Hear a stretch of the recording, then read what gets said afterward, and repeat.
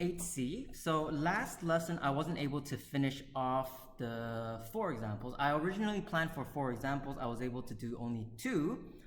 That was one example on permutation over here. That was the 8 finalists in the Olympic 100-meter dash.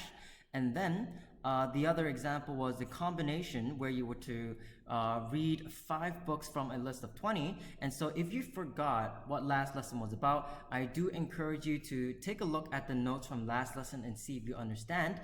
Just a quick review of last lesson. Remember, permutation is when the order matters. So finishing in first, second, or third place is different from just the top 3 in general. Remember the example that I did for the combination in which the order doesn't matter is in the summer you are required to read 5 books from a list of 20. It doesn't matter what order you read it in as long as you read 5 books. So that is combination. So today I'm going to continue with 2 more examples. So example for today, we have example 1. Example 1.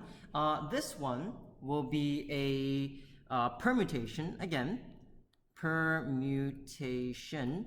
And make sure you guys write down these notes and copy this down and understand. So for this question, how many possible ways are there to arrange the letters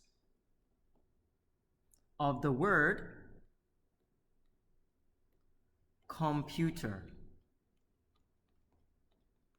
Of course, computer is a word. The arrangement of the letter counts, because once we change the arrangement, it becomes a different word. So this question is asking us how many ways are there to arrange the letters. So imagine this is like Scrabble. You have the 8 letters together. Is it 8? 1, 2, 3, 4, 5, 6, 7, 8 letters.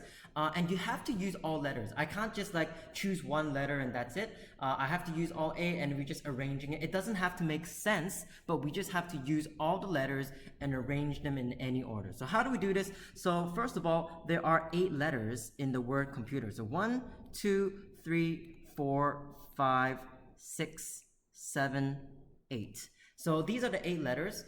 And so in the first letter, how many letters can we select out of the 8? We can select all 8. So this one is 8. Then once we put down one letter, there's only 7 letters left. So there's 7, and then 6, and then 5, and then 4, and then 3, and then 2, and then the last one, you have no more choices. So once you multiply them together, this is for permutation. So the number of ways that you can arrange the letter will be 8 times 7 times 6 times 5 times 4 times 3 times 2 times 1. And then I'm just going to try and find my calculator over here.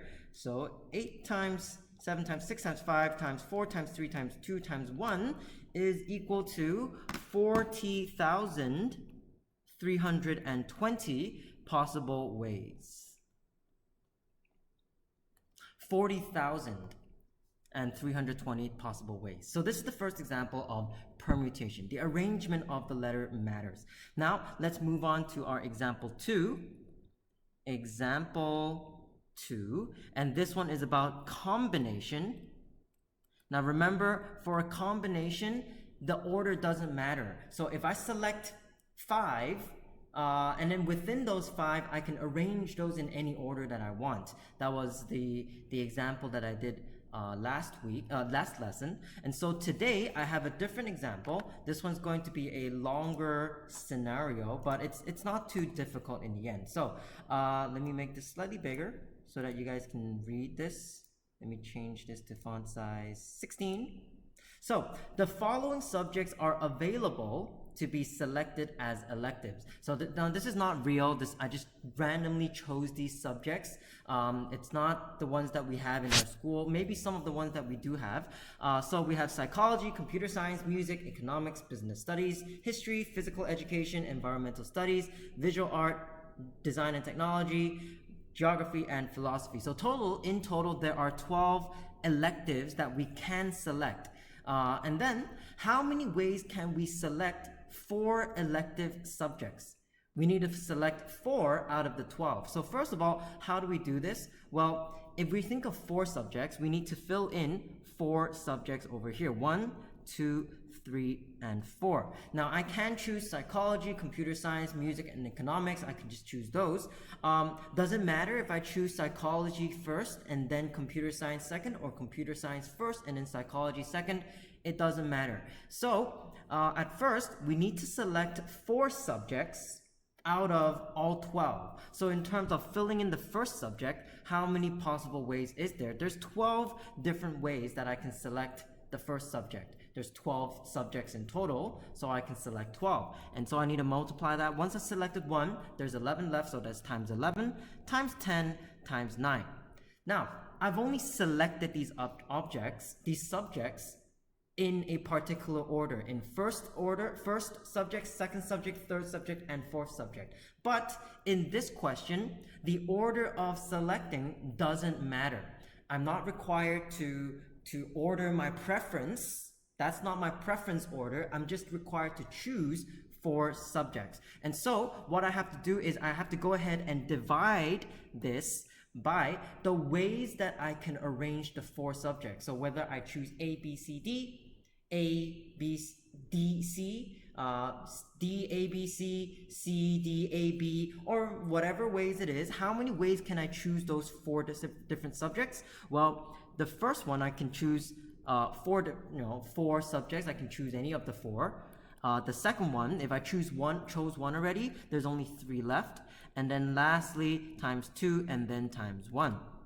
So these are the ways that I can arrange the 4 subjects after I've chosen the 4 from the list of 12. And so once you do that, 12 times 11 times 10 times 9, 12 times 11 times 10 times 9, that will give you 11,880 divided by what's 4 times 3 times 2 times 1, that's 24. So once you divide that, 1180 divided by 24, you will get, 11880 divided by 24, you will get 495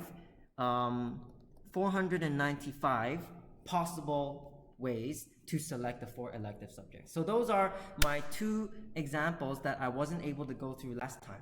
Okay, so make sure you understand. Now, for this lesson, what I want you to do is just continue watching. I will make a separate video and then put it together.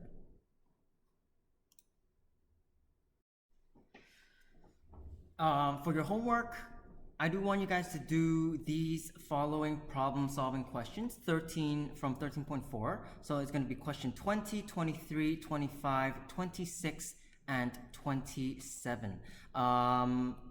But unfortunately, I won't have enough time in my video right now to go through all the answers. So perhaps maybe later on in the day, I will put the solutions up. So if you have time, then please go back to my PowerSchool page and see if I have posted the updated video. I will see you guys in the next video.